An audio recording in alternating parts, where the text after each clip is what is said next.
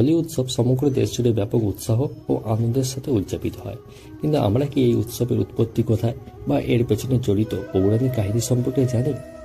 কিংবা এই হোলি উৎসবের কি কোনো সায়েন্টিফিক কারণ রয়েছে? যদি না জেনে থাকেন তবে আজকের ভিডিওতে আমরা আপনাকে জানাবো, এবং সেই সাথে জানাবো হোলির কিছু হেলথ টিপস। তাই না টেনে সম্পূর্ণ ভিডিওটি দেখতে থাকুন, আর চ্যানেলে নতুন হলে সাবস্ক্রাইব করে অল নোটিফিকেশন অন করে রাখুন পরবর্তী ভিডিওর জন্য। ভারতীয় গ্রীষ্মের সূচনা ও শীতের সমাপ্তি সহ রঙের এই উৎসব ভগবান রাধাকৃষ্ণের স্থায়ী এবং স্বর্গীয় প্রেমকে সম্মান করে।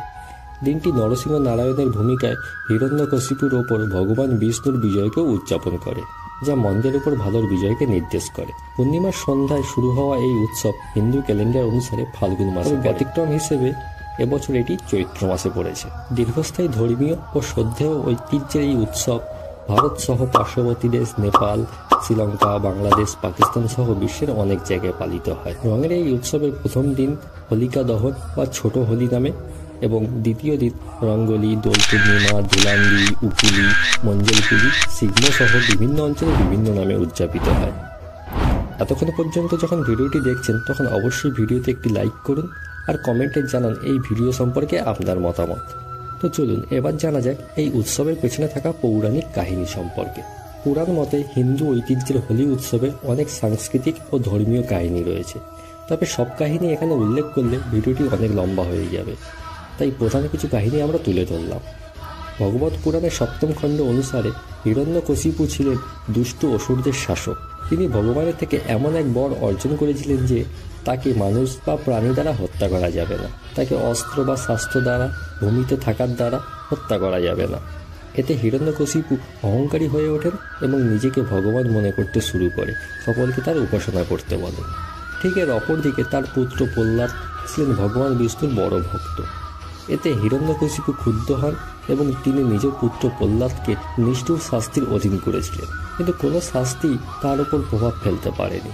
অবশেষে হিরণ্যকশিপু তার বোন হোলিকাকে দিয়ে প্রহ্লাদকে অগ্নিকণ্ঠে পুড়িয়ে মারতে চায়, কেননা হোলিকার ওপর ব্রহ্মার বরদান স্বরূপ একটি চাদর ছিল, যেটি এক ধরনের রক্ষা কবচ। এই চাদর গায়ে জড়িয়ে প্রহ্লাদকে নিয়ে অগ্নিকুণ্ডে বসেন হোলিকা। ঠিক তখনই বিষ্ণুর কৃপায় চাদর উড়ে গিয়ে প্রহ্লাদের গায়ে পড়ে এবং অগ্নিকুণ্ডে দগ্ধ হয়ে যান হোলিকা। এই কারণে দোল উৎসবের আগের দিন হলো হোলিকা দহন। বাংলাতে এটাই নেড়াপড়া নামে প্রচলিত। ভক্তদের বিশ্বাস এই দিনে সকল অশুভ শক্তির নাশ হয় এবং ভগবান বিষ্ণুর তথা কৃষ্ণের পূজা করলে জীবনে সমৃদ্ধি নেমে আসে।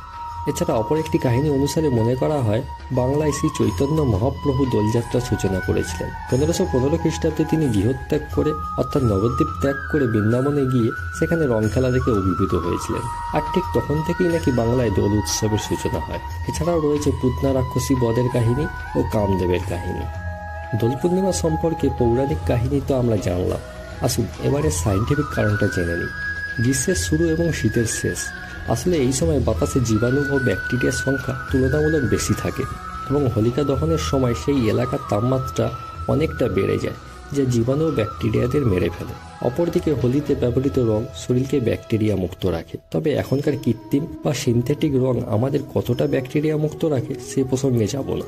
তবে আগেকার দিনে যে প্রাকৃতিক রং ব্যবহার হতো, অর্থাৎ নিম, হলুদ, অপরাজিতা, আমলা বা চা পাতা দিয়ে প্রস্তুত করা রং, এটি আমাদের ব্যাকটেরিয়া মুক্ত রাখার পাশাপাশি ত্বক উজ্জ্বল করতেও সাহায্য করত। কৃত্রিম বা সিনথেটিক রঙে অনেক ধরনের কেমিক্যাল ব্যবহার হয়, যা আমাদের স্বাস্থ্য ঝুঁকির দিকে পরিচালিত করে। তাই যতটা সম্ভব প্রাকৃতিক রং দিয়ে হোলি খেলার চেষ্টা করুন। তবে যদি তা সম্ভব না হয় তবে সিনথেটিক রঙের পার্শ্ব প্রতিক্রিয়া কমাতে কিছু পদক্ষেপ গ্রহণ। নাম্বার 1, আপনার মুখ ও শরীরের উন্মুক্ত জায়গায় ময়েশ্চারাইজার সহ পেট্রোলিয়াম জেলি ব্যবহার করুন, যাতে রং সরাসরি সংস্পর্শে আসতে না পারে। Number 2, olive oil, coconut oil আপনার চুল এবং মাথার ত্বকে ব্যবহার করুন। নাম্বার 3, শরীরের সর্বাধিক অংশ ঢেকে রাখতে ফুল হাতা সুতির কাপড় পরুন। নাম্বার 4, সর্বোপরি ডিহাইড্রেশন এড়াতে প্রচুর পরিমাণে জল পান করুন। তো এই ছিল হোলি সম্পর্কে আমাদের আজকের আয়োজন। ভিডিওটি এতক্ষণ দেখার জন্য অসংখ্য ধন্যবাদ।